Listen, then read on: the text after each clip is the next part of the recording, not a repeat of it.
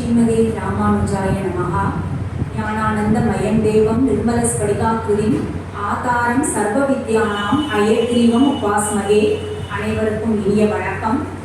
ஒரு அற்புதமான பகவத் அனுபவத்தில் நாம் எல்லாரும் ஈடுபடும் வகையில் அருமையான துருவ சரித்திரம் அப்படிங்கிற தலைப்பில் நாம் அனைவரும் இன்று பெருமாளை அனுபவிப்பதற்காக, அதாவது அந்த திருமாலின் கருணை அப்படின்றது எந்த அளவு ஒரு பக்தனின் விஷயத்தில் செயல்படும் என்பதை அறிவுறுத்தும் விதமாக இருக்கக்கூடிய துருவ சரித்திரத்தை அனுபவிப்பதற்கு ஒரு நல்லதொரு வாய்ப்பை ஏற்படுத்தி தந்திருக்கும் சைவ சமய பக்தஜன சபையினருக்கு அடியேனது நன்றியையும் வணக்கத்தையும் முதலில் தெரிவித்துக் கொள்கிறேன்.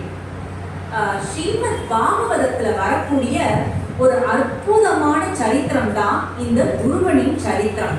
ஸ்ரீமத் பாகவதம் அப்படிங்கிற ஒரு அற்புதமான அந்த பகவத் விஷயத்தை சொல்லக்கூடிய புராணத்தை எடுத்துட்டோம் அப்படின்னா அதுல நிறைய கதைகள் வரும். அதுல குறிப்பா பிரஹ்லாத சரித்திரம் வரும் பொழுது அந்த பிரஹ்லாதனிடம் பிரஹ்லாதனுடைய அப்பாவாக இருக்கக்கூடிய ஹிரண்யகசிப்பு ஒரு ரொம்ப அற்புதமான கேள்வியை ஒண்ணு முன்வைக்கிறார்.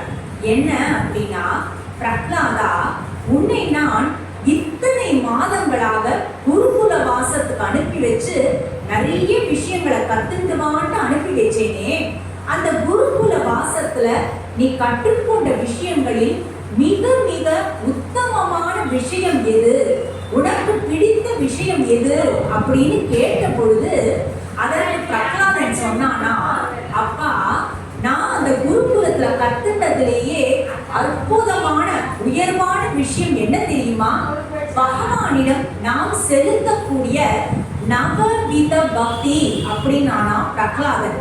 நவவித பக்தி அப்படின்னா என்ன அப்படின்னா 9 விதமான பக்தி.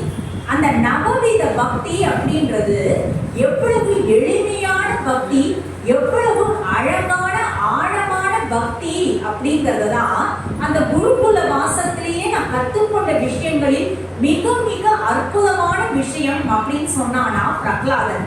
அது என்ன, அது நவவித பக்தி அப்படின்னு பார்த்தோம்னா, ஸ்ரவணம், கீர்த்தனம், விஷ்ணோஹோ ஸ்மரணம், பாத சேவனம், அர்ச்சனம், வந்தனம், தாஸ்யம், சக்கியம், ஆத்ம நிவேதனம் அப்படிங்கிறது தான் அந்த 9 விதமான பக்தி. முதல் பக்தி ஸ்ரவணம் அப்படிங்கிற பக்தி. ஸ்ரவணம் அப்படின்னா என்ன அப்படின்னா, காதால் கேட்டு நாம் செய்யக்கூடிய பக்தி. இன்னைக்கு நாம் எல்லாரும் அந்த பக்தியை தான் செய்யும்படி பகவான் நம்மளை பணிச்சிருக்காரு. காதால நாம பகவத் கதைகளை கேட்கிறோம், பெருமாளுடைய கல்யாண குணங்களை கேட்கிறோம். அந்த பகவானின் கருணை என்பது எப்படி நம்ம கிட்ட பரவுகிறது, அந்த கருணை என்பது நம்ம எல்லாம் எப்படி காக்கிறது நம்ம கேட்டு அனுபவித்து செய்யக்கூடிய பக்தி தான் ஸ்ரவண பக்தி. அடுத்தது கீர்த்தனம். பகவானுடைய பெருமைகளை, அவனை பற்றி புகழ்ந்து பாடக்கூடிய பாடல்களையோ அல்லது ஸ்லோகங்களையோ நாம் சொல்லுவது, பாடுவது, கீர்த்தனம் செய்வது என்பதுதான் கீர்த்தன பக்தி. அடுத்தது ஸ்மரண பக்தி. ஸ்மரணம் அப்படின்னா என்ன அப்படின்னா, மனதால் நினைத்து நாம் செய்யக்கூடிய பக்தி. ஒரு இடத்துல யாரோ இறைவனின் பெருமைகளை சொல்றாங்க அப்படின்னா அந்த சமயம் நாம என்ன பண்றோம், நம்மை அறியாமலேயே அவர்கள் சொல்லக்கூடிய அந்த இறைவனை பற்றிய அந்த புகழ் உரையில நம்மை அறியாமலேயே நாம லயிக்கிறோம், நாம பகவான ஸ்மரணம் பண்றோம் இல்லையா, அது ஸ்மரண பக்தி.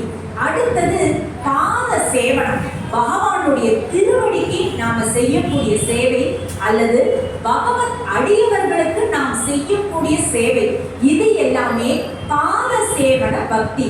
அடுத்தது அர்ச்சனம். பகவானுக்கு நம்மால் முடிந்த அளவுக்கு நம் வீட்டிலேயே, நம்முடைய இல்லத்திலேயே, நம்முடைய பூஜை அறையில் இருக்கக்கூடிய பகவானுக்கு நாம செய்யக்கூடிய அர்ச்சனமாக இருந்தாலும் சரி, அல்லது திருக்கோயில்களுக்கு சென்று அங்கு நம்மால முடிந்த மலர்களை கொடுத்து நாம செய்யக்கூடிய அர்ச்சனைகளாக இருந்தாலும் சரி, அவை எல்லாமே அர்ச்சன பக்தி. அடுத்தது வந்தனம். அது திருவீதி உலாவுக்காக பெருமாள் அடிக்கடி கோவில் வாசல் விட்டு வருவார் இல்லையா, கோவிலை விட்டு திருவீதி உலாவுக்காக வரும் பொழுது அது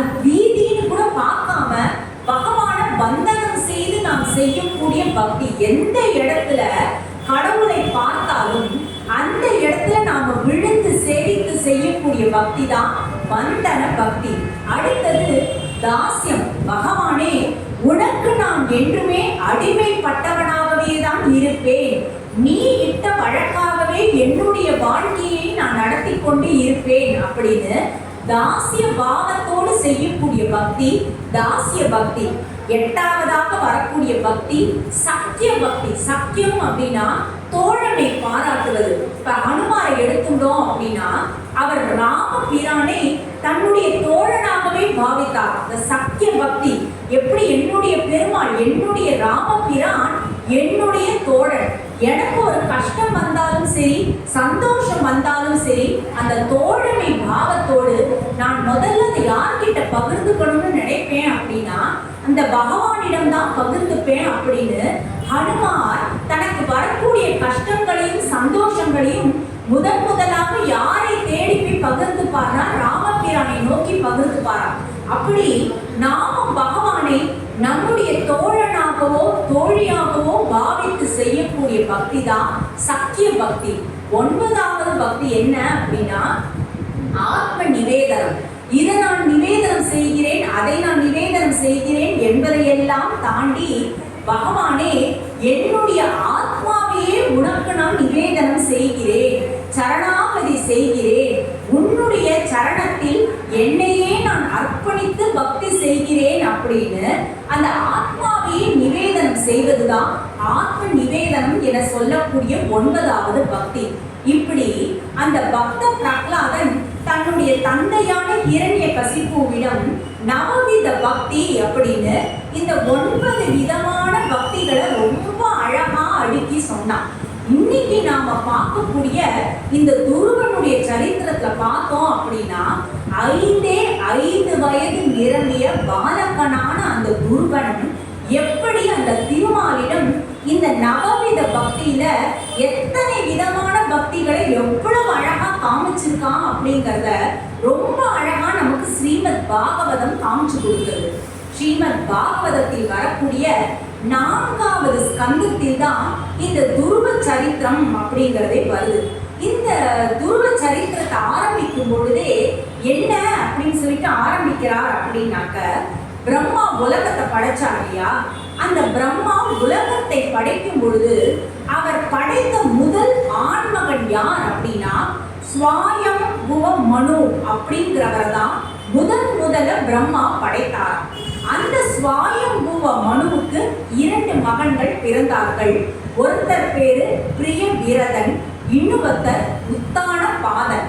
உத்தான பாதனுக்கு 2 மனைவிகள், சுனிதி சுருச்சி அப்படின்னு 2 மனைவிகள். அந்த சுனிதியாக இருக்கக்கூடியவள் திருமாலின் மீது அதீத பக்தி கொண்டவளாகவும் ரொம்ப தர்ம சிந்தனை கொண்டவளாகவும் தர்ம வழியில் நடப்பவளாகவும் இருந்தாள். ஆனா அந்த உத்தான பாதன் அப்படின்ற அரசனுக்கு தன்னுடைய 2வது மனைவியான சுருச்சியின் மீதுதான் அதிக அன்பு இருக்குதான். சுனிதிக்கு துருவன் அப்படிங்கிற மகன் பிறந்தான், சுருச்சிக்கு உத்தமன் அப்படிங்கிற மகன் பிறந்தான். எப்பொழுதுமே சுருச்சியின் மீது மட்டுமே அதிக அன்பு செலுத்தக்கூடியவனாக இருந்த அந்த உத்தான பாதன்ற அரசன் அந்த துருவனை காட்டிலும் உத்தமன் மீது மட்டுமே தான் அதிக பாசம் பொழிவது, அதிகமாக கொஞ்சி விளையாடுவது அப்படின்னெல்லாம் தன்னுடைய நேரத்தை போக்கிக் கொண்டே இருந்தார். ஒரு நாள் அந்த உத்தான பாதன் தன்னுடைய சிம்மாசனத்தில் அமர்ந்திருந்த சமயம், சிம்மாசனத்துல ராஜா அமர்ந்திருந்தார், பக்கத்துல சுருச்சி அமர்ந்திருந்தாள். அப்போ அந்த ராஜாவின் மடியில் உத்தமன் அமர்ந்திருப்பதை 5 வயது நிரம்பிய துருவன் பார்க்கிறான். அவனுக்கும் ஆசை வந்தது, தன்னுடைய அப்பாவின் மடி மீது தானும் ஏறி அமர்ந்து கொள்ள வேண்டும் அப்படின்னு ஆசை வந்தது. ஏன்னா அந்த உத்தான பாதன்கிற ராஜா என்ன பண்ணார் அப்படின்னா, உத்தமா நீ ஏதாவது கொஞ்சம் பேசே, ஏதாவது பாடே அப்படின்னுலாம் சொல்லி உத்தமனோடு கொஞ்சி பேசி கொண்டிருப்பதை துருவன் பார்த்தான். தனக்கும் தான் அப்பா கிட்ட போய் நிறைய பேசணும், தான் இதுவரைக்கும் கத்துண்ட விஷயத்தெல்லாம் சொல்லணும் அப்படின்னு ஆசை வந்தது. கிடு கிடு கிடுன்னு இந்த குழந்தை துருவன் என்ன பண்றான், அப்பாவின் மடியை நோக்கி போறான். போய் அப்பா மடியில போய் உட்காரணும்னு பார்க்கும் பொழுது பக்கத்துல இருந்த அந்த சுருச்சி அவனை ரொம்ப கடும் சொல்லால திட்டி அமிச்சாளாம். ஏன் துருவா, உன்னுடைய அப்பாவின் மடி மீது ஏறி உட்காரக்கூடிய அதிகாரம் உனக்கு கிடையவே கிடையாது அப்படின்னாலாம் சுருச்சி. இந்த குழந்தைக்கு ஒண்ணுமே புரியல. நாமும் தானே அப்பாவின் குழந்தை, நம்முடைய தம்பியான உத்தமன் ஒரு மடியில உட்கார்ந்து இருக்கும் பொழுது நமக்கு ஏன் அந்த அருகதை இல்லை அப்படின்னு சொல்லிட்டு அந்த சுருச்சியை பார்த்து கண்கள் அப்படியே ஒரு கண்ணீர் ததும்ப அந்த குழந்தை கேட்டுதான், ஏன் சித்தி, நான் ஏன் அப்பா மடியில உட்காரக்கூடாது? நான் ஏதாவது தப்பு பண்ணிட்டேனா? நான் ஏதோ தப்பு பண்ணிட்டேன் அப்படின்றதுனால அப்பா மடியில உட்காரக்கூடிய அருகதையை நான் எழுந்துட்டேனான்னு அந்த குழந்தை கேட்ட பொழுது சுருச்சியானவள் சொன்னாலா, நீ என்னதான் ஒரு அரசனின் குமாரனாக இருந்தாலும், இந்த மன்னவனின் மகனாகவே இருந்தாலும், என்னுடைய வயிற்றில் என்னுடைய மகனாக நீ பிறக்கல. நீ பிறந்திருக்கிறது எப்படி? சுனீதியின் மகனாக தான் நீ பிறந்திருக்க. என்னுடைய மகனாக நீ பிறந்தால் மட்டுமே என் கணவனும் உன் தந்தையுமாக இருக்கக்கூடிய இந்த உத்தான பாதன் என்கிற அரசனின் மடியில நீ உட்கார முடியும்னு அந்த சித்தி சொன்னதும் இந்த குழந்தைக்கு ஒண்ணுமே புரியலையா. நீங்க சொல்றது எனக்கு எதுவுமே புரியலையே, நான் என்னுடைய அம்மாவுக்கு தானே பிறந்தேன், ஆனா உங்க வயசுல நான் பிறந்திருந்தாதான் இந்த அப்பா மடியில் நீங்க உட்கார முடியும்னு சொல்றேன்னு சொன்ன பொழுது அந்த குழந்தைக்கு என்ன சொல்றதுன்னு தெரியல. ஆனா அது கேட்டுதான் வெகுளித்தனமா, அப்ப என்னுடைய அப்பா மடியில நான் உட்காரணும், என்னுடைய மழலை சொற்களையும் எங்க அப்பா கேட்டு ரசிக்கணும்னா நான் அதுக்கு என்ன பண்ணணும்னு சொன்ன பொழுது சுருச்சியானவள் சொன்னானா, நீ என்ன பண்ணு, நேரா காட்டுக்கு போ. காட்டுல போய் ஸ்ரீமன் நாராயணனை நோக்கி கடும் தவம் புரி. நீ நல்ல தவம் புரிஞ்ச அப்படின்னா, நீ உண்மையான தவம் புரிந்தனா உன்னுடைய தவத்தை மெச்சு திருமால் உன் முன்னாடி தோன்றுவார். அப்படி பகவான் உன் முன்னாடி தோன்றி உனக்கு என்ன வரம் வேண்டும்னு கேட்பார். அப்போ நீ பெருமாள்கிட்ட என்ன தெரியுமா கேட்கணும், தெரியாதனமா பகவானே, இந்த ஜென்மத்துல சுனிதி என்கிற ஒரு அப்பாவி பெண்ணின் மகனாக என்ன நீ பிறக்க வச்சுட்ட, அடுத்த ஜென்மத்துல சுருச்சியின் மகனாக பிறக்கக்கூடிய பாக்கியத்தை பெருமாளே நீ எனக்கு தந்தருள்வாய்னு வரத்தை வாங்கிவா. அப்படி கேட்கும் பொழுது பகவான் உனக்கு அந்த வரத்தை கொடுப்பார். அப்ப அடுத்த ஜென்மத்துல என்னுடைய பையனா நீ பிறந்து வந்து உன்னுடைய அப்பாவின் மடியில சந்தோஷமா ஏறி உட்கார்ந்து போன்னு சுருச்சி சொல்லிட்டா. இந்த குழந்தைக்கு பாதி புரிஞ்சது, பாதி புரியல. ஓடு கண்ணீர் ஊட்டுறது.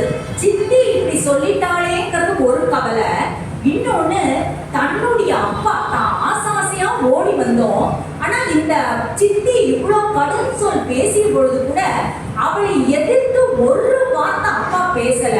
தனக்கு ஆறுதல் அளிக்கும் விதமா கூட இந்த அப்பா ஒரு வார்த்தை கூட சொல்லலையேன்னு கண்கள் அப்படியே கண்ணீர் விட்ட அவ அம்மாவை நோக்கி ஓடினானா அந்த குழந்தை. சுனிதி அப்பவும் என்ன பண்ணிட்டு இருந்தா அப்படின்னாக்க, அங்க இருந்த அவருடைய பூஜை அறையில இருக்கக்கூடிய பகவானுக்கு தன் கையில் இருந்த புஷ்பங்களால அர்ச்சனை பண்ணிட்டே இருந்தான்.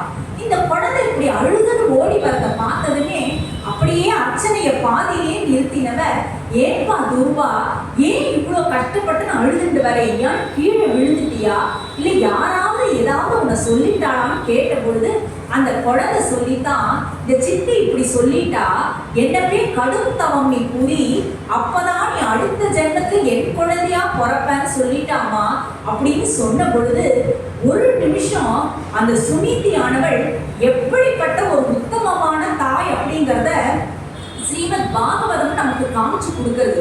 அந்த துருவனை பார்த்து அந்த தாயார் கேட்டாளாம், சரி உன் சித்தி சொன்னது இருக்கட்டும், நீ திருப்பி ஏதாவது எதிர் பேச்சு உன் சித்தியை பார்த்து பேசினியான்னு கேட்டாளாம். அந்த குழந்தை சொல்லித்தான், இல்லம்மா நான் எதுவுமே பேசல, சித்தி இப்படி சொன்னா சரி அப்படின்னு நான் பாட்டுக்கு வந்துட்டேன்னு சொன்ன பொழுது அந்த துருவனின் முதுகுல தட்டி கொடுத்து அந்த தாயானவள் சொன்னாளா, நல்ல வேலை பண்ண, நீ எப்பொழுதுமே உலகத்துல ஒரு முக்கியமான விஷயத்தை நீ தெரிஞ்சுக்கோ, நம்மளை யார் அவமானப்படுத்தினாலும் சரி, நம்மளை யார் சுடு சொற்கள் கொண்டு திட்டினாலும் சரி, அதையெல்லாம் அவர்களுடைய பாவத்தை சேர்ந்த விஷயமா போயிடும். திரும்ப நம்மளை ஒருத்தங்க அவமானப்படுத்திட்டாங்க அப்படின்னா அவங்களுக்கு நாம திரும்ப நாமளும் அவமானப்படுத்தும் விதமாக நம்ம பேசினோம் அப்படின்னா நம்முடைய பாவ கணக்குல இது 2 மடங்காக ஜாஸ்தி ஆகும். அதே நாம வாயை மூடின நேரத்துல வந்துட்டோம் அப்படின்னா அது நமக்கு தோல்விக்கான அறிகுறி கிடையாது. நம்மளை பார்த்து யாரோ கஷ்டப்படுத்துறாங்கன்னா அவங்க படுத்தின அந்த கஷ்டத்தை கணக்கு வைத்துக் கொள்வான் பகவான். அதற்கு நாம ஏன் திருப்பி அவங்கள பழி வாங்கணும்? நாம முன்னுக்கு வரணும், வரவே வேண்டாம். நீ அந்த மாதிரி என்ன பண்ணிருக்க, உன்னோட பல வயது மூத்தவளான ஒரு பெரியவள், என்ன இருந்தாலும் சித்தி உன்னுடைய பெரியவள், அவள் உன்னை பார்த்து ஒரு சுடு சொல் சொன்ன பொழுது கூட வாயு மொழின்னு நீ பேசாம வந்த இல்லையா, அப்பவே உனக்கு என்ன அர்த்தம்? பகவத் அனுகிரகம் அப்படின்றது உன்னை தேடி தானா வந்துருக்குன்னு அர்த்தம். சித்தி சொன்னது கஷ்டமா தான் இருக்கும், நான் இல்லைன்னு சொல்லல. ஆனா அவள் சொன்னதிலும் ஒரு நல்ல விஷயம் சொல்லியிருக்காளே. என்ன அப்படின்னா, பகவானை நோக்கி கடும் தவம் புரி. நீ அப்படி கடும் தவம் புரிஞ்ச அப்படின்னா பகவான் முன்னால் தோன்றுவார் அப்படிங்கிற ஒரு உன்னதமான உண்மையை அவர் சொல்லியிருக்கா இல்லையா. அதனால இப்பவே நீ காட்டுக்கு புறப்படு, பகவானை நோக்கி தவம் புரி. ஆனா சித்தி சொன்ன மாதிரி பகவான் முன்னால் தோன்றினால் என் அப்பாவின் மடியில் சென்று நான் உட்கார வேண்டும்ங்கிற வரத்தை கேட்காதே. அதை விட என்ன கேட்கணும் தெரியுமா? பகவானே, உலகத்திலேயே உயர்ந்த விஷயம் எது? உன்னுடைய திருவடியில் நான் அமர்வதும் உன்னுடைய மடியில் நான் அமர்வதும் அப்படிங்கிறது தான் உலகத்திலேயே மிக உயர்ந்த விஷயம். அப்படி இருக்கும் பொழுது ஜகத்துக்கே தந்தையாக இருக்கக்கூடிய நாராயணனே, உன்னுடைய திருவருள், உன்னுடைய திரு கடாட்சம் என்பது என் மேல் எப்பொழுதும் இருந்து கொண்டே இருக்க வேண்டும். அது நீங்காத செல்வமாக, என்னை விட்டு நீங்காத ஒரு விஷயமாக இருக்கும்படி நீயே பார்த்து கொள்ள வேண்டும்ங்கிற வரத்தை மட்டும் நீ பகவானை பார்த்து கேளு. சந்தோஷமா போய் நீ காட்டுக்கு போய் தவம் புரி. என்ன இந்த உலகத்துல எடுத்துட்டோம் அப்படின்னா அந்த படைக்கும் தொழிலை செய்யக்கூடியவர் யார்? பிரம்மா. அந்த படைக்கும் அந்த பதவி, அந்த பிரம்ம பதவி என்பது அவருக்கு எப்படி கிடைத்தது அப்படின்னா அவர் கடும் தவம் நாராயணனை நோக்கி பண்ணார். அதனால இந்த பகவத் அனுகிரகத்தினாலதான் அவருக்கு அந்த படைக்கும் தொழில் என்பதோ, அந்த படைத்துக் கொண்டிருக்கும் பதவி என்பதோ, பிரம்ம பதவி என்பதோ அவருக்கு நிலையாக கிடைச்சிருக்கு. உன்னுடைய தாத்தாவான ஸ்வாயம்புவ மனுவே எடுத்துக்கோயேன். உலகத்தையே ஆண்டாரவர், மனு தர்மத்தை விதித்தவர் உன் தாத்தா தான். அப்படிப்பட்ட அந்த தாத்தாவுக்கு எப்படி அத்தனை இன்னல்களையும் அத்தனை அவப்பேச்சுகளையும் தாண்டி உலகத்தை ஆளக்கூடிய சக்தி என்பது கிடைத்தது அப்படின்னா அதுவும் திருமாலின் திருவருளால் மட்டுமே தான். அதனால நாம பகவானை எதிர்நோக்கி ஒரு வேண்டுதலை சமர்ப்பிக்கிறோம் அப்படின்னா அந்த வேண்டுதல் என்பது என்னைக்குமே வீணாக விரயமாக போகாது. தைரியமாக நம்பிக்கையோடு நீ முன்னேறி செல், பகவான் உன்னை கைவிட மாட்டான்னு சொல்லி வாழ்த்தி அனுப்பினானா அந்த தாய். உடனே இந்த 5 வயது சிறுவன் தன்னுடைய தாயே தன்னை வாழ்த்திட்டா, தன்னுடைய தாயின் வாக்கு என்பது பொய்க்காது அப்படின்னு தன்னுடைய தாயின் வாக்கை மட்டுமே நம்பிக்கையாக கொண்டு காட்டுக்கு போக ஆரம்பிச்சான். அவனுக்கு எப்படி தவம் புரியணும்னு தெரியாது, அந்த காடு எந்த திக்கில் இருக்குன்னு தெரியாது. ஆனா அவ தாய் என்ன சொல்லிட்டா, நீ கடும் தவம் புரி, நீ தவம் புரிஞ்சேனா பகவான் நிச்சயம் உன் கண் முன்னால் தோன்றுவார்னு சொன்ன வாக்கை மட்டுமே மனதில் நிறுத்தி அந்த பையன் வாழ்க்கை காட்டை நோக்கி போக ஆரம்பிச்சிருக்கு. எப்பொழுதுமே நாம நாராயணனை நோக்கி ஒரு 2 அடி வைக்கும் எந்த கடவுளாக இருந்தாலும் நாம் அந்த பகவானை நோக்கி 2 அடி எடுத்து வைக்கும் பொழுது அந்த பகவான் ஆனவன் நம்மை நோக்கி 200 அடிகள், 2000 அடிகள், 2 கோடி அடிகள் நம்மை நோக்கி எடுத்து வைப்பானா. ஐயோ, நம்மளை பார்க்கணும், நம்மிடம் பக்தி செலுத்தணும், நம்மிடம் அன்பு செலுத்தணும்னு ஒரு ஜீவன் வருது. அப்போ அந்த ஜீவனிடம் நாம 2 கோடி அளவு நாம அன்பை செலுத்தணும்னு வரக்கூடியவன் தான் அந்த இறைவன். அப்படி வரக்கூடிய இறைவன் என்ன பண்ணுவான், தன்னுடைய தூதுவனாக யாரையாவது அனுப்புவாய்னா திக்கு தெரியாம போறது இந்த குழந்தை பகவானின் திருவடியை நோக்கி தவம் புரியணும்னு போறது. அந்த குழந்தைக்கு ஒரு நல்ல வழிகாட்டி அனுப்பணும்னு பகவான் முடிவு பண்ணாராம். எதிர்த்தாப்புல நாரத மகரிஷி வர நாராயணன் நாராயணன் சொல்லிண்டே வர வந்தவர் இந்த குழந்தைய பாக்குற, என்னப்பா துருவா, நீ என்ன தப்பா வழி மாறி போயிட்டு இருக்கியா? ஓ வீடு அந்த பக்கம் இருக்கு, நீ இந்த பக்கம் போயிட்டு இருக்கியே, நீ தெரியாதனமா காட்டு வழி பக்கம் போயிட்டு இருக்க, ஏன்பா இப்படி பண்றேன்னு கேட்டபோது துருவன் கண்ட கண்ணீர் மல்க அழுதபடி சொன்னானா, எங்க அப்பா மடியில உட்காரணும்னு பார்த்தேன், ஆனா என்னுடைய சித்தி என்னை துரத்தி விட்டுட்டு நீ போய் காட்டுல போய் கடும் தவம் புரின்னு சொல்லிட்டா, நான் அதற்காக காட்டை நோக்கி போயிட்டு இருக்கேன்னு சொன்ன பொழுது நாரதர் சிரிச்சுட்டே சொன்னாராம், எப்பா நீயோ ரொம்ப சின்ன பையனா இருக்க, மிருதுவான சருமம் கொண்டவனா இருக்க, இத்தனை நாள் நீ அரண்மனை வாழ்க்கையிலேயே வாழ்ந்து பழகினவானா இருக்க, இவ்வளவு சுகவாசியான உன்னால காட்டுல போய் கடும் தவம் புரிய முடியுமா பாரு, என்ன இந்த விஷயத்தெல்லாம் போய் ஒரு பெரிய அவமானம்னு எடுத்துக்கிற, அவங்க சொன்னா சொல்லிட்டு போட்டும் விட்டுட்டு நீ திரும்ப வீட்டுக்கு போ, உன்னுடைய அப்பாவும் சரி உன்னுடைய அம்மாவும் சரி உன்னை திரும்ப அன்பாக அரவணைப்பார்கள், நீ உன்னுடைய இல்லத்திற்கே திரும்பி போ அப்படின்னு சொன்னாராம் நாரத மகரிஷி. இந்த துருவ அப்படிங்கிற அந்த பெயருக்கு என்ன அர்த்தம் அப்படின்னா மன உறுதி அப்படின்னு அர்த்தம். துருவன் அப்படின்னா அதீத மன உறுதி கொண்டவன் அப்படின்னு அர்த்தம். உடனே இந்த குழந்தை நாரத மகரிஷியை பார்த்து சொல்லித்தான், கிடையாது, நான் தீர்மானம் பண்ணிட்டேன், நான் நாராயணனை நோக்கி கடும் தவம் புரியதான் போறேன், அந்த பகவானிடம் நான் வரம் வாங்கிட்டு தான் வரப்போறேன்னு நான் தீர்மானம் பண்ணியாச்சு, அதனால நான் திரும்பவும் என்னுடைய இல்லத்திற்கு போக முடியாதுன்னு அந்த குழந்தை சொன்ன பொழுது நாரத மகரிஷி சிரிச்சுட்டே சொன்னாராம், சரி நான் ஒரு விஷயம் சொல்றேன் கேளு, இந்த காட்டுல பல யோகிகளும் முனிவர்களும் காலம் காலமாக கடும் தவம் இன்னி வரைக்கும் புரிஞ்சுட்டுதான் இருக்கா, ஆனா அவர்கள் எல்லாராலையும் அந்த பகவானை பார்க்க முடிஞ்சுதான்னு பார்த்தா நிச்சயமா இல்லை. அப்படி அவ்வளவு கடும் தவம் புரிபவர்களாலேயே இன்னும் பகவானை பார்க்க முடியல அப்படின்னா நீயோ சின்னஞ்சிறு குழந்தை, உனக்கு எப்படி தவம் புரியணும், யாரை நோக்கி நாராயணனை நோக்கி தவம் புரியணும்னாலும் எப்படி தவம் புரியணும் கூட தெரியாத லெவல்ல இருக்கும் பொழுது நீ போய் இப்போ தவம் பண்ண ஆரம்பிச்சு எப்போ அந்த பரம்பொருளை பார்க்க போற, நீ உலகத்துல சந்தோஷமா இருக்கணும் அப்படின்னா நான் ஒரு மூணு விஷயங்களை சொல்றேன், இந்த 3 விஷயங்களை மட்டுமே நீ மனசுல ஏத்திட்டு திரும்பவும் உன்னுடைய அப்பாவின் அரண்மனைக்கே செல் அப்படின்னு நாரத மகரிஷி சொன்னார். நாரத மகரிஷி சொல்லி கொடுத்த அந்த முக்கியமான 3 பாடங்கள் என்பது துருவனுக்கு மட்டுமல்ல நமக்கும் பொருத்தக்கூடிய பாடங்கள் தான். நாரதர் சொன்ன முதல் விஷயம் என்ன அப்படின்னா, உன்னை விட வாழ்க்கையில் உயர்ந்தவர்களாக இருப்பவர்களை பார்த்து என்னைக்குமே நீ பொறாமப்படாத, சந்தோஷம் மட்டுமே படு. ஏன்னா உன்னை விட உங்க அப்பாவுடைய மடியில போய் உத்தமன் உட்கார்ந்துட்டான், தன்னை விட உயர்ந்த ஸ்தானத்துல தன்னுடைய தம்பியான உத்தமன் உட்கார்ந்துட்டான் அப்படின்றதுதான் உன்னுடைய மனசை கஷ்டப்பட வச்சுது. இன்னிலிருந்து தன்னை விட உன்னை விட யார் எந்த வகையில வாழ்க்கையில் உயர்ந்தவர்களாக இருந்தாலும் அவர்கள் உயர்ந்தவர்களாக இருக்கிறார்களா, இருக்கட்டும், சந்தோஷம் அப்படிங்கிற மனநிலையை நீ வளர்த்துக்கொள். இது நீ முதலில் கடைபிடிக்க வேண்டிய பாடம். இரண்டாவது பாடம் என்ன தெரியுமா, நம்மை விட கீழ்நிலையில் யாரோ இருக்கா அப்படின்னாக்க அவர்களை பார்த்து ஏளனம் செய்யாதே. ஓ நல்லா வேணும், உங்களுக்கு நீ நல்ல புத்தி வந்துதான், இவங்க என்ன ஆட்டம் ஆட்டாங்க, என்னென்னலாம் பண்ணாங்க, அதன் காரணமாக தான் இன்னைக்கு கீழ்நிலையில இருக்காங்கன்னு கீழ்நிலையில் இருப்பவர்களை பார்த்து ஏளனம் செய்யாமல் அவர்களை பார்த்து இரக்கம் கொண்டு நம்மால் எந்த விதத்தில் அவர்களுக்கு உதவி புரியணும்னு பாரு. இது இரண்டாவது பாடம். மூன்றாவது பாடம் என்ன அப்படின்னா, நம்மோடு சரிக்கு சமமாக இருப்பவர்களோடு மட்டுமே நட்பு கொள்.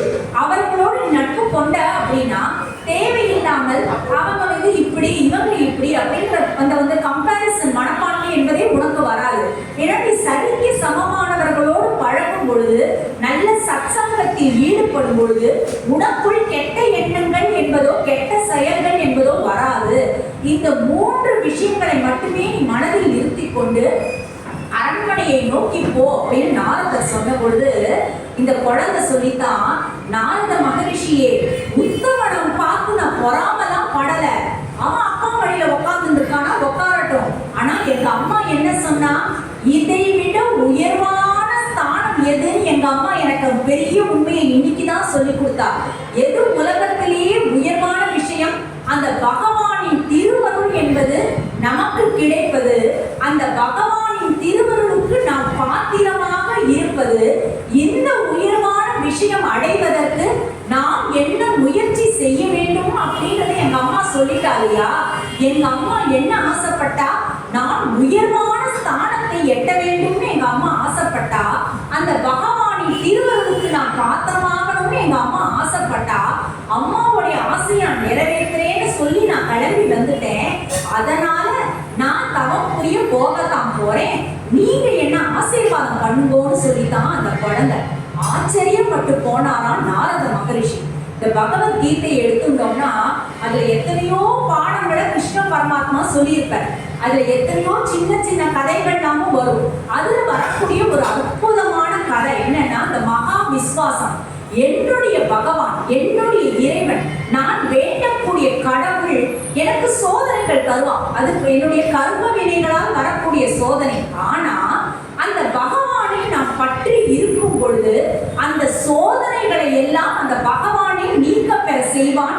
அந்த சோதனைகளையே சாதனைகளாக ஆக்குவான் அப்படிங்கிற அந்த திட நம்பிக்கை, அந்த மகா விஸ்வாசம் என்பது நமக்கு அந்த கடவுளின் மீது இருக்க வேண்டும் அப்படின்றதுக்கு பகவத்கீதையில ஒரு அருமையான ஒரு சின்ன கதை ஒன்று வரும். அது என்ன அப்படின்னா, சின்ன சிறு குருவி, ஒரு சாதாரண குருவின்னு நம்ம நினைப்போம்.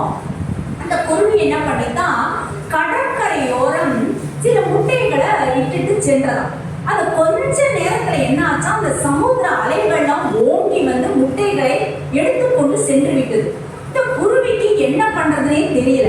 கடவுளை நோக்கி வேண்டியது, பகவானே நான் உன்னை நம்புகிறேன், எனக்கு ஆற்றல் இருக்கா, எனக்கு திறமை இருக்கா, எனக்கு அதிர்ஷ்டம் இருக்கா அப்படின்றதெல்லாம் எனக்கு தெரியாது.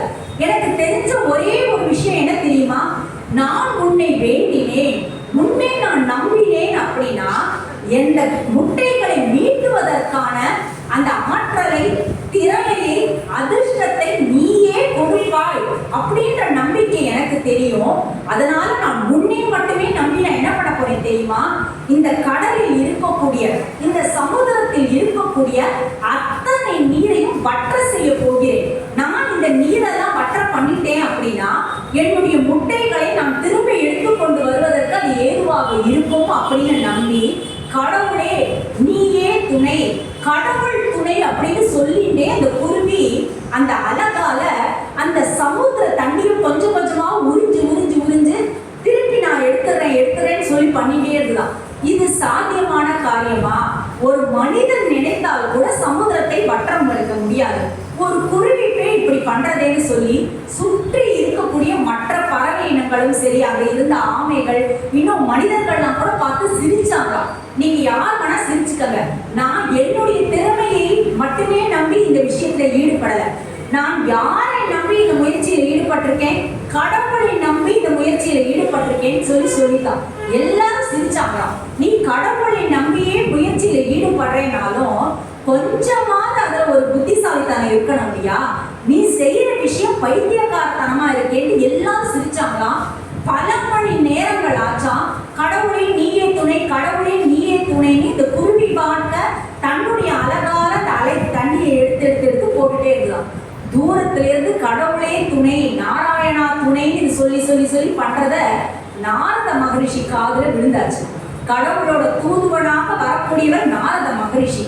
அவர் அந்த கடற்கரைக்கு வர இந்த குருவி செய்யக்கூடிய முயற்சியை பார்க்கிற உடனே அவர் என்ன பண்ணார் அப்படின்னா, மேல வட்டம் விட்டு இருந்த கருடாழ்வார் கூப்பிட்டார், கருடனை கூப்பிட்டார்.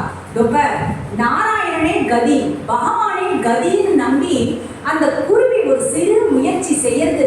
கருடா, நீ என்ன செய்வியோ செய்ய மாட்டியோ தெரியாது, கடவுளை நம்பினோர் கைவிடப்பட மாட்டார் அப்படிங்கிறத இந்த உலகத்துக்கு இந்த குருவியின் வழியா நாம நிரூபிச்சு காட்டணும்னு சொன்னதும் கருடாழ்வார் என்ன பண்ணாரா, தன்னுடைய அந்த இரண்டு இறகுகளை ஓங்கி படார் படார் படார்னு அடிச்சார். அந்த சமுத்திர ராஜனுடைய பயந்து வெளியில வந்தார். வந்ததும் கருடன் சொன்னாரா, சமுத்திரராஜனே, அந்த குருவியோட முட்டைகளெல்லாம் நீ எடுத்து போனது உண்மைதானே, அந்த முட்டைகளை நீ அந்த குருவியிடம் திருப்பி சமர்ப்பிச்சு விடு, அப்படி இல்லைன்னா நானே உன்னுடைய அலையை மொத்தமாக வத்த வைத்து விடுவேன். கருடாழ்வார் மிரட்டினாராம். ஏன்னா கருடன் ஒரு விஷயத்த சொல்லிட்டாருன்னா அதை செஞ்சு காமிச்சிருவார் அப்படின்றது இந்த சமுத்திரராஜனுக்கு நன்னாவே தெரியும். அதனால அந்த சமுத்திரராஜன் என்ன பண்ணார், தான் கடல் அலைகளின் வழியாக எடுத்து சென்ற முட்டைகளை பத்திரமாக எடுத்து வந்து அந்த குருவியிடமே சமர்ப்பித்து விட்டு போனார் அப்படின்ற கதை சும்மா சொல்லக்கூடிய கதை இல்ல. பகவத்கீதையிலேயே ஒரு அத்தியாயத்துல வரக்கூடிய ஒரு ஸ்லோகத்தை சொல்லும்போது வரக்கூடிய அற்புதமான கதை.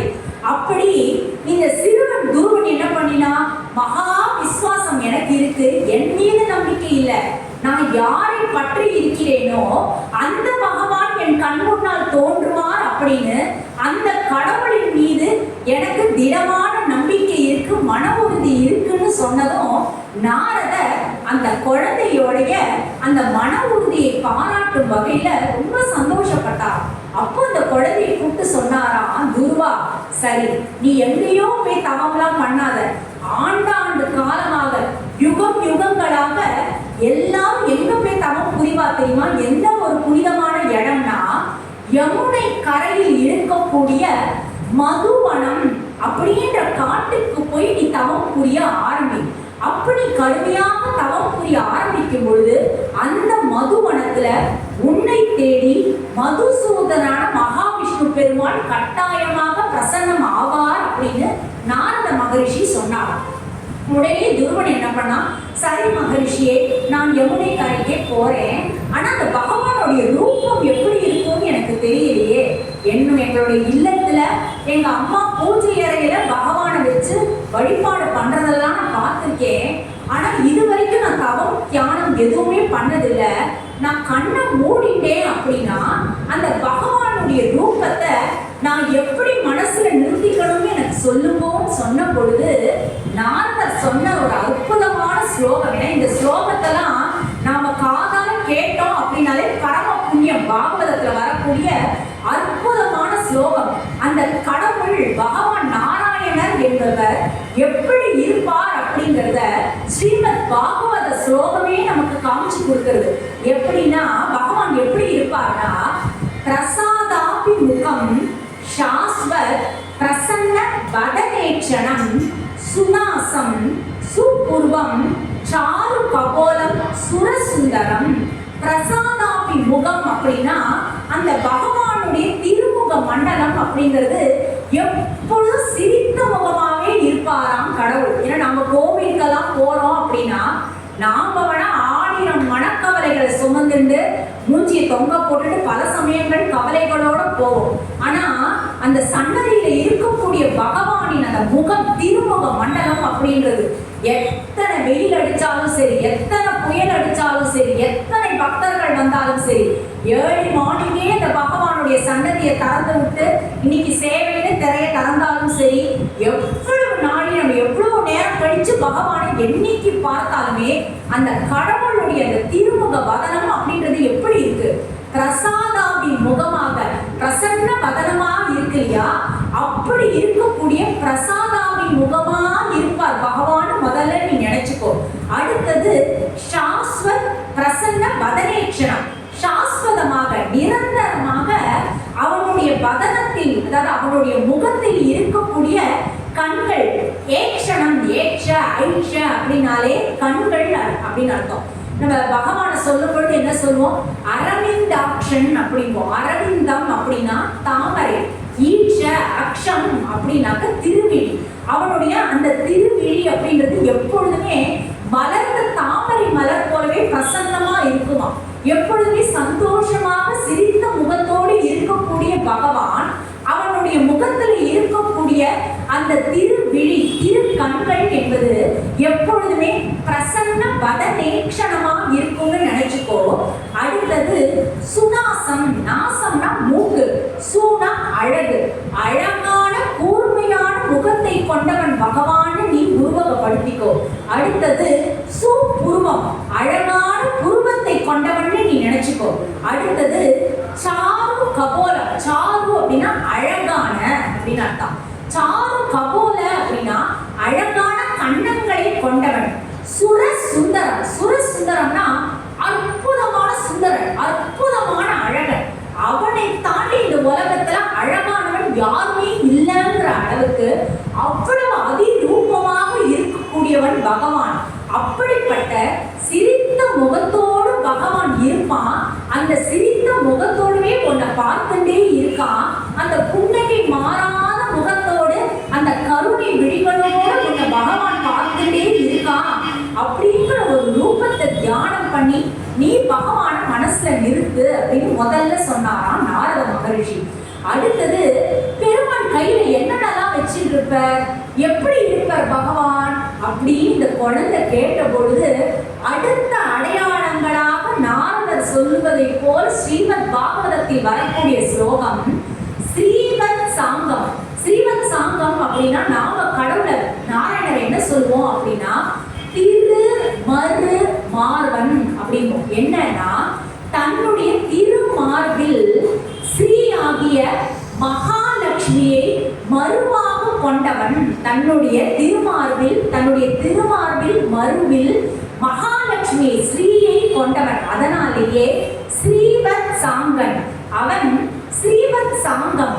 கணஷ்யாமம் ஷியாமம் அப்படின்னாலே கரு நீல மேனி கொண்டவன் அப்படின்னு அர்த்தம். ஸ்ரீவத் சாங்கமாக இருப்பான், அவன் கருநீல மேனி கொண்டவனாக இருப்பான்னு நினைச்சுக்கோ. அடுத்தது புருஷம் வனமாலினம் துளசி மாலையை கழுத்தில் சூடியவனாக அவன் இருப்பான். அப்படி அவனை தியானம் பண்ணு. வேற எந்த புஷ்ப மாலையை நீ நினைச்சுக்கிறையோ இல்லையோ, ஆனா வனமாலினி அதாவது துளசி மாலையை அணிந்தவனாக அவன் இருப்பான். சங்க சக்கர கதா பத்மை அபிவியக்த சதுர்புஜம் அப்படின்னா 4 திருக்கைகள் கொண்டவனாக அந்த பகவான் இருப்பான்னு நினைச்சுக்கோ. 2 கைகள் இல்ல, சதுர்புஜம் உடையவனாக அந்த பகவான் இருப்பான். அவனுடைய மேல் வலக்கரத்தில் சக்கரத்தாழ்வார் சுதர்சன சக்கரம், அந்த ஆழை போல் மின்னக்கூடிய சுதர்சன சக்கரத்தை ஏந்தியவனாக இருப்பான். தன்னுடைய மேல் இடக்கரத்தில் திரு சங்கை கொண்டவனாக அந்த பகவான் இருப்பான். இந்த பக்கம் சுதர்சன சக்கரம், இந்த பக்கம் திருச்சங்கு. இதுதான் பகவானின் முக்கியமான 2 அடையாளங்கள். இந்த 2 அடையாளங்களும் அந்த மேல்புறத்துல அவன் வச்சிருப்பான். அவனுடைய கீழ்ப்புற கரத்துல கீழ் வலது கரத்தை பார்த்தா தாமரை மலர் வைத்துக் கொண்டிருப்பான். இடது கரத்துல கதையை வைத்துக் கொண்டிருப்பான். இந்த 4 திருக்கைகளிலும் இந்த 4 முக்கியமான அடையாளம் கொண்டவனாக தாமரை மலரின் மீது நின்று கொண்டிருப்பவனாக பகவான் இருப்பான். இந்த திருக்கோலத்தை அவனை நினைச்சு நீ தியானம் பண்ணு. வெறுமை போய் உட்காந்து அப்படியே தியானம் பண்ணணும்னு நினைச்சுக்காத. உன்னுடைய மனசும் உடலும் சுத்தமா இருக்கணும்.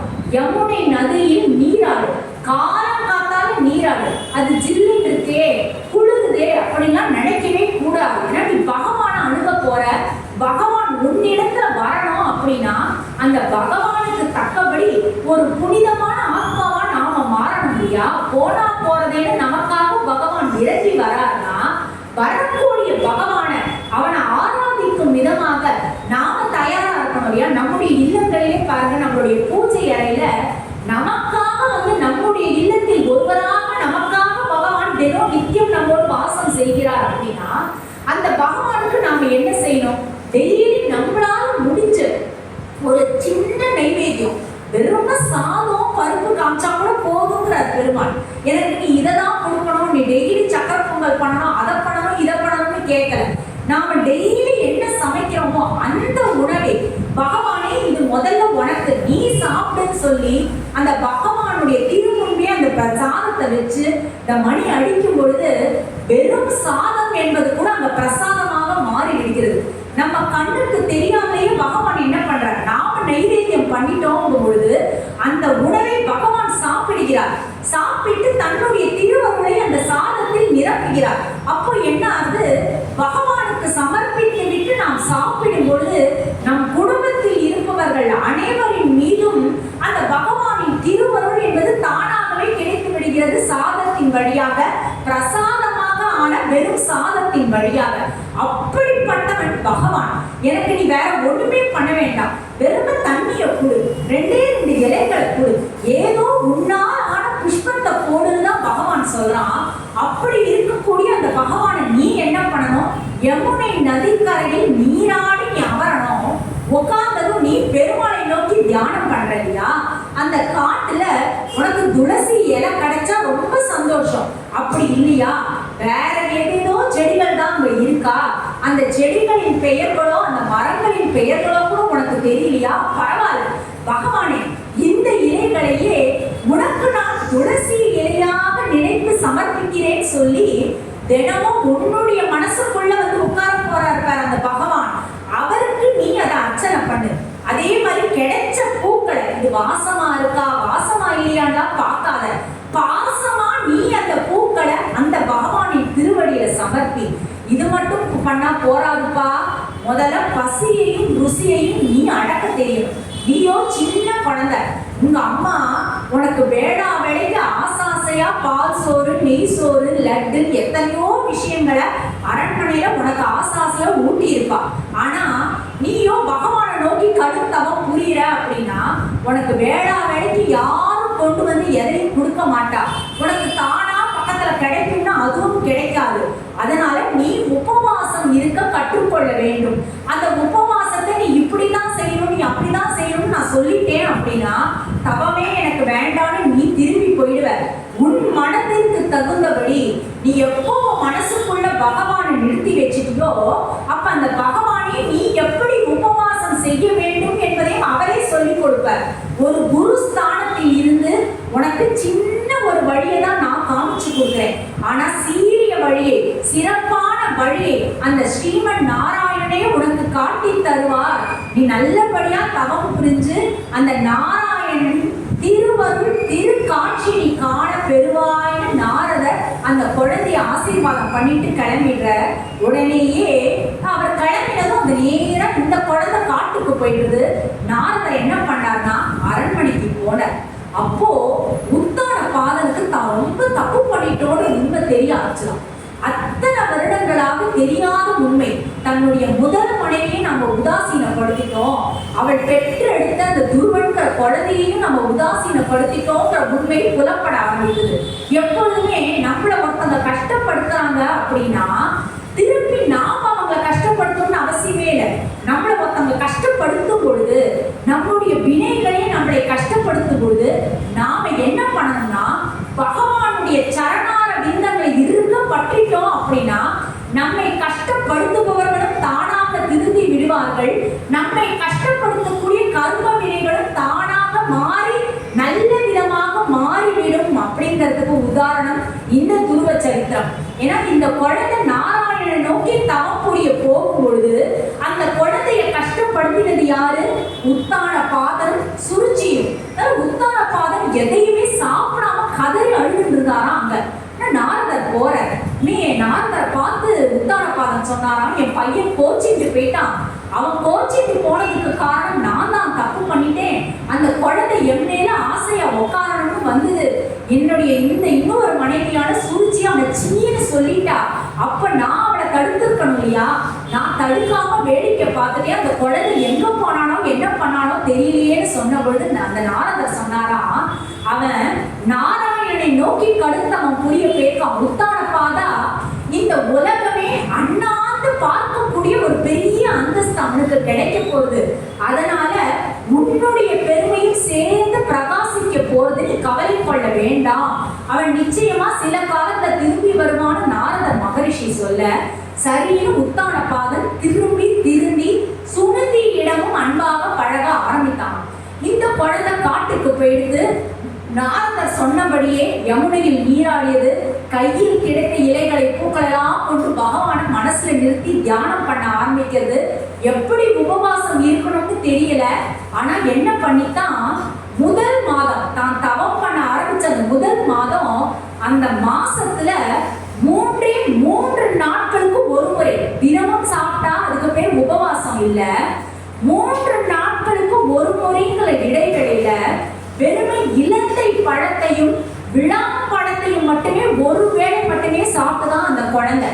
அடுத்த 2வது மாதம் என்ன பண்ணுது அப்படின்னா 6 நாட்களுக்கு ஒரு முறை அது விஷச்செடியிலிருந்து வரக்கூடிய இலைகளா தழைகளாம் கூட பார்க்காம 6 நாட்களுக்கு ஒரு முறை அங்க கிடைச்ச இலைகளையும் தழைகளையும் மட்டுமே சாப்பிட்டு தவம் புரிஞ்சுதான். 3வது மாதம் வந்தது. அப்போ என்ன பண்ணுதுன்னாக்க 9 நாட்களுக்கு ஒரு முறை தண்ணீரை மட்டுமே அருந்தியதாம். ஏன்னா நம்ம அதிகமா சாப்பிட்டோம் அப்படின்னா தூக்கம் வரும், அப்போ நம்மளுடைய தவம் கலைஞ்சு போயிடும், உபவாசமாக இருக்காதுன்னு சொல்லி 9 நாட்களுக்கு ஒரு முறை நீரை மட்டுமே அருந்தியதாம் அந்த குழந்தை. 4ஆம் மாதம் வந்தது. 12 நாட்களுக்கு ஒரு முறை காற்றை மட்டுமே உள்வாங்கியதாம். காற்றை மட்டுமே நம்ம உள்வாங்கினா போதும். நாம எதற்கு உயிர் வாழணும்? நாம பகவானை நோக்கி தவம் புரிகிறோம். பகவான் நம் முன் தோன்றும் வரை நம் உடலில் உயிர் இருக்கணும். அதற்கு நாம காற்றை உள்வாங்கினாலே போதுமே, நம்முடைய உடலில் உயிர் இருக்குமே நம்பி 12 நாட்களுக்கு ஒரு முறை காற்றை மட்டுமே சுவாசித்துக் கொண்டு உள்வாங்கிக் கொண்டு உணவாக நினைத்து கொண்டு இருந்ததாம் அந்த குழந்தை. 5ஆம் மாசம் வந்தது. எதுவுமே சாப்பிடல, நீரும் சாப்பிடல, காத்தும் சாப்பிடல, மலை போல அப்படியே அசையாமல் உட்கார்ந்து தவம் பண்ணிட்டான். அந்த பகவான் என்ன பண்ணாரா, நிரந்தரமாக மலை போல தன்னை நினைச்சு, தன்னையே மலையாய் நம்பி வந்திருக்கு இந்த குழந்தை. தன்னை மலை போல நம்பி தவம் புரியறதுன்னு இந்த மலையப்பன், அந்த திருமாலாக இருக்கக்கூடியவன் அந்த குழந்தையின் இருதயத்துக்குள்ளேயே வந்து உட்கார்ந்துட்டான். உட்கார்ந்தது மட்டும் அல்லாம அந்த குழந்தை என்ன பண்ணிட்டு, பகவான் இருக்கான், தன்னுடன் கூடவே இருக்கான்னு நன்னா உணர ஆரம்பிச்சிருக்கு. உடனே தன்னுடைய மூச்சையை நிறுத்தினா பகவான் உள்ள வந்தாச்சு. அப்ப தன்னுடைய உயிர் வெளியில போகாது, தனக்குள்ள இருக்கக்கூடிய இந்த மூச்சு காட்டுன்றது ஏங்கிட்டுதான் இருக்க போறதுன்னு நம்பி மூச்சு விடுவதையே நிறுத்தி விட்டதான் அந்த குழந்தை. உடனே என்ன ஆச்சுன்னா, அகிலத்துல யாராலையுமே சுவாசிக்க முடியும், குறிப்பாக தேவர்களுக்கு. அவர்களுக்கு எல்லாம் தெரிஞ்சு போச்சு, இந்த துருவன் கடும் தவம் புரிகிறான். அவனுடைய இதயத்தில் இதய வாசனாக ஸ்ரீனிவாசன் பெருமாள் உட்கார்ந்து இருக்கார் அப்படின்றது தெரிஞ்சு போச்சு. அந்த தேவர்களால மூச்சை விட முடியல. அவர்கள்லாம் போய் திருமால் கிட்ட சொன்னாராம், பகவானே, துருவன் இவ்வளவு கடும் தவம் புரிவான்னு நாம எதிர்பார்க்கல. எத்தனையோ ரிஷிகள், யோகிகள், முனிவர்கள் எல்லோரும் தவம் புரிஞ்சுட்டு இருக்கா. எல்லாருக்கும் எப்படி தவம் புரியணும்னு தெரிஞ்சுட்டே புரிஞ்சா கூட இந்த அளவுக்கு கடுமையா யாரும் தவம் புரியல. நீ இவ்வளவு கருணையோட அவர்களோட இதயத்திலே போய் இவ்வளவு நித்தியமா நீ வாசகம் பண்ணல. ஒரு சிறுவன் இவ்வளவு கடும் தவம் புரியானதும் நீ உடனடியா அங்க போய் வாசம் பண்ற. இதனால எங்களால மூச்சு விட முடியல. ஏன்னா உலகத்துல காத்தின் அசைவே இல்லாம போயிடுது. நீ போய் உடனடியாக அந்த குழந்தைக்கு அனுகிரகம் பண்ணுன்னு சொன்னதும் பகவான் உடனடியாக கருடாரூடனாக அந்த கருடாழ்வாரின் மீது ஏறி அமர்ந்து கொண்டு துருவனின் மீது முன்னாடி வந்து நின்றார். துருவன் முன்னாடி வந்து நின்றுட்டு துருவா துருவா துருவான்னு கூப்பிடுறார். அத்தனை நாளா யாருமே தன்னுடைய பெயரை சொல்லி கூப்பிட்டதே இல்லை. ஏன்னா அந்த குழந்தைக்கு மறந்து போச்சு. அவ அம்மா தான் ஒரு நிமிஷத்துக்கு 100 தடவை துருவா துருவான்னு கூப்பிடுவா. அந்த அம்மாவையே விட்டுட்டு எதுவுமே எனக்கு வேண்டான்ட்டு அம்மா சொன்ன வார்த்தையை காப்பாற்றணும், பகவானை நேரடியா பார்க்கணும்னு காட்டை நோக்கி வந்திருக்கு. யாரோ இனிமையா துருவா துருவான்னு கூப்பிட்டதும் கண்ணை முடிச்சு பார்க்கறதாம். பார்த்ததும் 4 கைகள்ல நாரதர் சொன்னபடி சங்கு இருக்கு, சக்கரம் இருக்கு, கதை இருக்கு, தாமரை இருக்கு, எல்லாம் இருக்கு. பகவான் சொன்னாரா, நீ இதயத்துல என்ன நோக்கிதான் நீ தவம் புரிஞ்சுட்டு இருக்க. நீ யாரை பார்க்கணும்னு நினைக்கிறியோ அந்த பகவான் தான் இன்னைக்கு நம்ம முன்னாடி வந்திருக்கேன் அப்படின்னு சொன்னாராம். அந்த குழந்தை நம்பலையா. என்ன ஏன் அப்படின்னு பகவானுக்கே ஆச்சரியமா போயிட்டான். அந்த குழந்தைக்கு குருவா இருந்தது யார்? நாரதர். அவர் சொன்ன அத்தனை அடையாளங்களும் இருந்தது. ஆனா அவர் என்ன சொன்னார்? கருடாரூடனாக பகவான் வரமாட்டார். அவர் நின்ற திருக்கோலத்தில் அவரை நீ தவம் புரி. அவர் சொன்னபடி திருச்சக்கரம் இருக்கு, திரு சங்கு இருக்கு, தாமரை இருக்கு, கதை இருக்கு, 4 திருக்கரங்களோடு பகவான் வந்தது உண்மை. ஆனா பகவானை நின்ற திருக்கோலத்தில் உன் மனதில் நிறுத்தி நீ தியானம் புரின்னு நாரதர் சொன்னார். அதனால இந்த குழந்தையோட மனசுல நின்றது எந்த கோலம் அப்படின்னா, பகவான் நின்ற திருக்கோலம் தான் அந்த பகவானுடைய கோலமா இந்த குழந்தை மனசுல பதிவு பண்ணிருக்கு. ஆனா பார்த்தா பெருமாள் கருடன் மீது ஏறி உட்கார்ந்து இருக்காரு. அதனால வந்தது பெருமாள்னே இந்த குழந்தைக்கு தெரியலையும். வந்தது பெருமாள்லாம் கிடையாது, சும்மா சொல்றாரு அப்படின்னு மறுபடியும் கண்ணை மூடிக்கொண்டு தியானம் பண்ண ஆரம்பிச்சுதான். அப்ப பகவான் அந்த இதயத்துக்குள்ள போய் பார்க்கறாரு. இதயத்துக்குள்ள போய் பார்த்தா குழந்தை தன்னை நின்ற திருக்கோலத்தில் நிற்க வைத்து தியானம் பண்ணுவதை பார்த்தார் பெருமாள். உடனே தான் கருடாரூடனாக வந்துட்டார். இந்த கருடன் இல்லாமல் தன்னுடைய பக்தரை போய் பகவான் என்னைக்குமே திருவருள் புரிஞ்சதா சரித்திரமே இல்லை. அதனால என்ன பண்ணார் அப்படின்னா, அந்த குழந்தையின் மனதிற்குள், இந்த இதயத்திற்குள் என்ன திருக்கோலம் தோன்றுகிறதோ அந்த திருக்கோலத்தை மறைச்சிட்டார். இதே பாகவதத்துல ஒரு அற்புதமான விஷயம் உண்டு.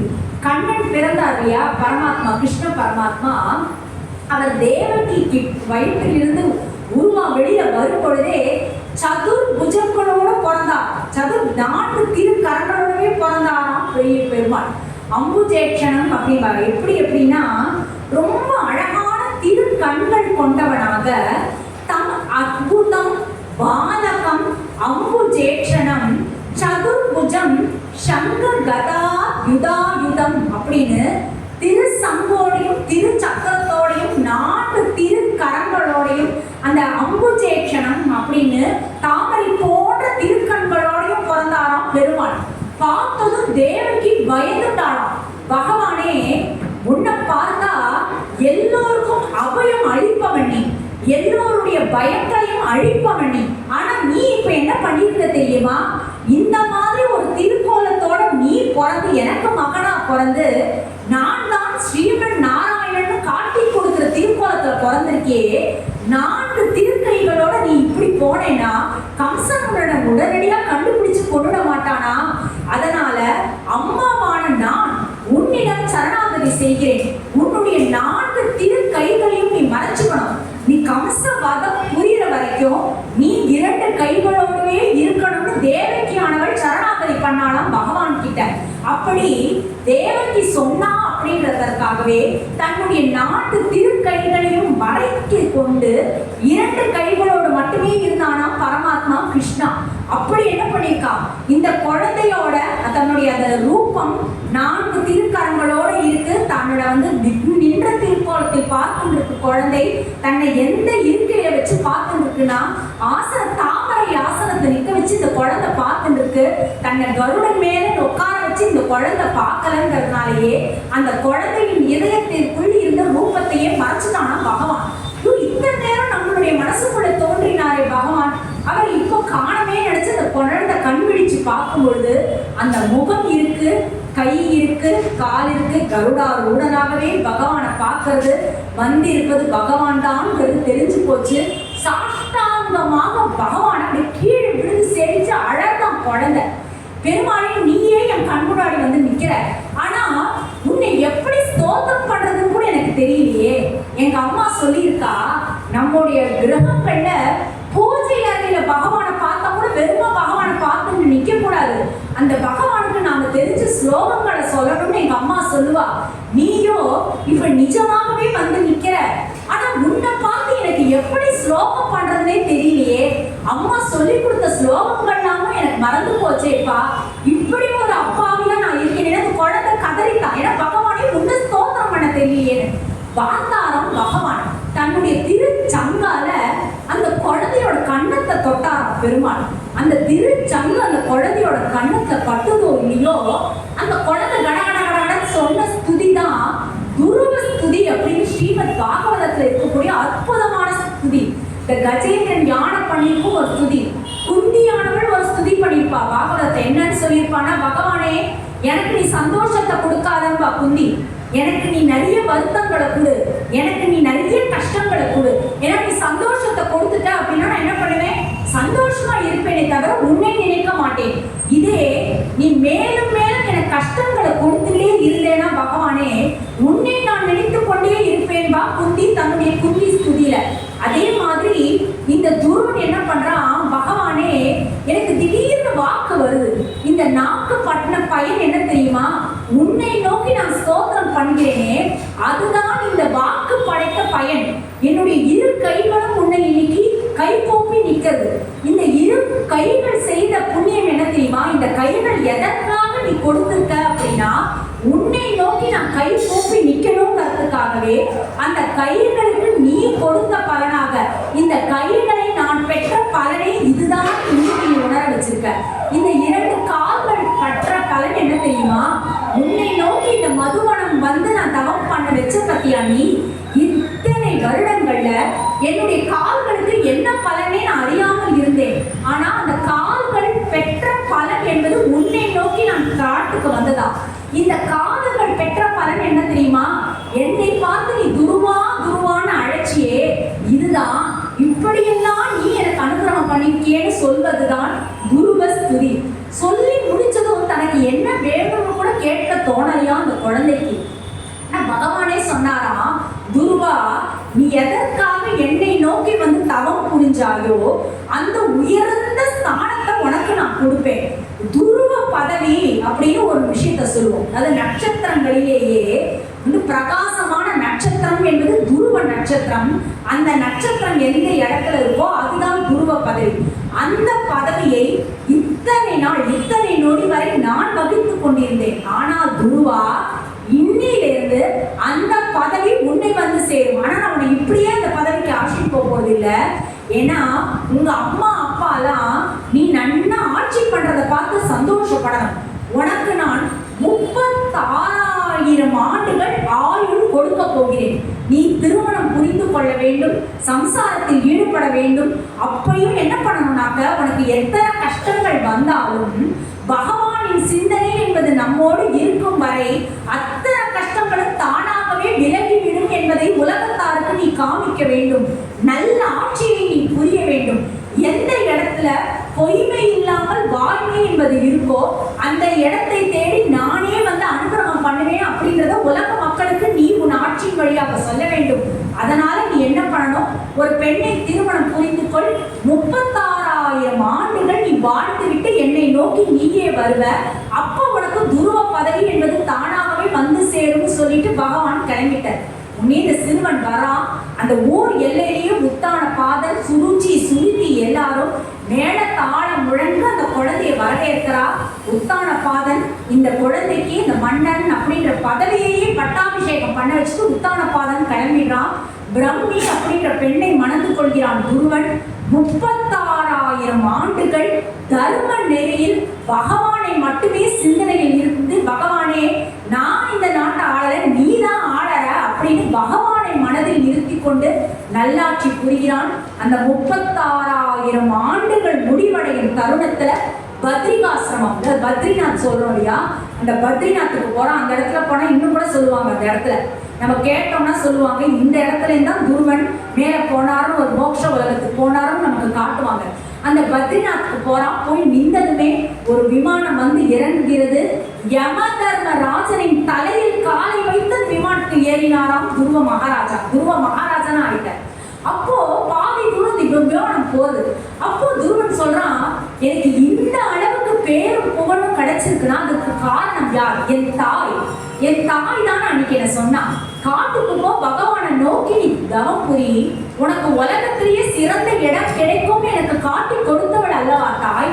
காட்டி கொடுத்தவளுக்கு வந்து ஒரு நல்கதி கிடைக்கணும்னு நான் வேண்டிக்காம எனக்கு நல்கதி கிடைச்சாச்சு, விமானம் வந்தாச்சு, நான் ஏறிட்டேனேன்னு சொன்ன பொழுது அந்த விமானத்தை ஓட்டியவர், துருவா ஒரு நிமிஷம் பாரு, உனக்கு முன்னாடி அந்த விமானத்துல யாரு போறான்னு பாரு, உன் தாய் தான். எப்பொழுதுமே உலகத்துல மற்றவர்களுக்கு இந்த நன்மையை புரி, இந்த செஞ்சா அவங்களுக்கு நல்லது நடக்கும், பகவானின் திருவடியை தஞ்சம் அடைந்தவர்களுக்கு கஷ்டம் என்பதே வராது அப்படின்னு பகவத் பக்தி, பகவான் மேல் இறை நம்பிக்கையை யார் ஊற்றார்களோ அவர்களுக்கு தான் நான் முதலிடம் கொடுப்பேன் அப்படின்றத பகவானை சொல்லி, அதனால உனக்குள்ள இறை நம்பிக்கையை யார் ஊட்டினா? உன்னுடைய தாயானவள் அல்லவா, அதனால உனக்கு முன்னாடி அவள் மோட்சத்தை நோக்கி போகிறாள் காமிச்சாராம் பகவான். அப்படி பகவானே கொடுத்து அருள் செஞ்ச அந்த துருவ நட்சத்திரம் தான் நம்ம இன்னைக்கும் பார்ப்போம். இன்னைக்கும் வானத்துல பார்த்தோம்னா தினமுமே ஒரு நட்சத்திரம் பிரகாசமா எரியும். நம்மளோட தாத்தா பாட்டி அந்த கால கொள்ளு பாட்டிலாம் நம்ம காமிச்சிருப்பாங்க. நம்மளாம் சின்ன இந்த காலத்துல நம்மளாம் காட்டுறது இல்லை. நாம் எங்க பாட்டிலாம் கூட காட்டுவாங்க. எங்களுக்குலாம் அந்த 6-7 மணிக்கெல்லாம் அந்த இருள் ஆனதுமே சொல்லுவாங்க, அதோ ஒரு நட்சத்திரம் தனியா பிரகாசம் நின்றதே இந்த துருவ நட்சத்திரம். அந்த நட்சத்திரத்தை பார்த்து கை குவின்னு சொல்லுவாங்க எங்க பாட்டிலாம். அப்படி நம்ம கை குவிச்சோம் அப்படின்னா எப்பொழுதுமே பகவான் என்ன பண்றான், தன்னிடம் பக்தி செலுத்துபவர்களை விட தன் அடியவர்களிடம் அன்பாக இருப்பவர்களை பார்த்தாலே போதும், பகவான் நமக்கும் அனுகிரகம் பண்ணிடுவான்னு சொல்லுவாங்க. இந்த கஜேந்திர மோட்ச கதையில கூட அப்படித்தான். இந்த கஜேந்திரன் யானை என்ன பண்ணிட்டு முதல்ல என்ன பண்ணிட்டு பகவானுடைய பக்தனாக இருக்கக்கூடிய கஜேந்திரனின் திருவடியை போய் பிடிச்சது, கஜேந்திரனோட காலை போய் பிடிச்சது. பகவானை நாம நேரடியா அடையணும்னா நம்மளால முடியாது. பகவானுடைய பரம பக்தர்களாக இருக்கக்கூடிய ஒரு குருவின் திருவடி அடைஞ்சிட்டோம்னா அந்த குருவருளாலவே நமக்கு திருவருள் கிடைக்கும் இல்லையா? அப்படி நமக்கெல்லாம் இன்னைக்கு குருவா யார் இருக்கானா அந்த துருவ நட்சத்திரம் தான். ஏன்னா நமக்கு இன்னி வரைக்கும் கூட நல்வழி காமிச்சுருக்கேன், நல்வொழி காமிச்சுருக்கேன். அன்னைக்கு நான் பகவானை நோக்கி தவம் புரிஞ்சேன், பகவான் எனக்கு அனுகிரகம் பண்ணி இன்னைக்கு உலகம் இருக்கும் வரை எவ்வளவு யுகங்கள் மாறினாலும் அந்த துருவ நட்சத்திரம் என்பது இந்த வானத்தை விட்டு விலகாது, அதோட பிரகாசம் என்பது மங்காதுன்ற மாதிரி நமக்கெல்லாம் காமிச்சு கொடுத்துட்டு இருக்கு இல்லையா? இந்த துருவனின் சரித்திரத்தை யாரெல்லாம் கேட்கிறோமோ அவர்கள் அனைவருக்குமே நாம் இதுவரை செய்த பாவங்கள் என்பது தானாகவே விலகிவிடும். நம்மளை பார்த்து யார் எத்தனை அவமான பேச்சுக்கள் பேசினாலும், எத்தனை நம்மளை அவமானப்படுத்தினாலும் அதெல்லாம் நம்மளை பாதிக்காத மாதிரி பகவானே பார்த்துப்பாரா.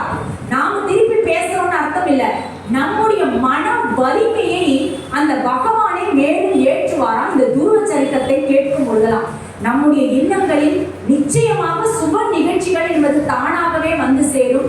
வாழ்க்கையில் நமக்கு இருக்கக்கூடிய பலவிதமான தடைகளையும் விளக்கக்கூடிய ஒரு அற்புதமான துருவ சரித்திரத்தை நாம் எல்லாம் அனுபவிப்பதற்கு மீண்டும் ஒரு நல்ல மேடையை, வாய்ப்பை நமக்கெல்லாம் அள்ளி கொடுத்த அந்த பகவானையும் இந்த சைவ சமய பக்தஜன சபையினரையும் மீண்டும் அடியேன் நன்றி கூறி வணக்கம் சொல்லி விடைபெறுகிறேன். நன்றி, வணக்கம். ஸ்ரீமதே ராமானுஜாய நமஹா, ஸ்ரீமதே ராமானுஜாய நமஹா. 23ஆம் தேதி நம்முடைய சைவ சமய பக்தஜன சபையில் மாலை 6:45 மணி அளவில் சஷ்டிவேல் பூஜை நடைபெறும். அனைவரும் கட்டாயமாக கலந்து கந்த பெருமாளின் அந்த முருகனின் அனுகிரகத்திற்கு பாத்திரமாக வேண்டும் என்று கேட்டுக்கொள்கிறேன். நன்றி, வணக்கம்.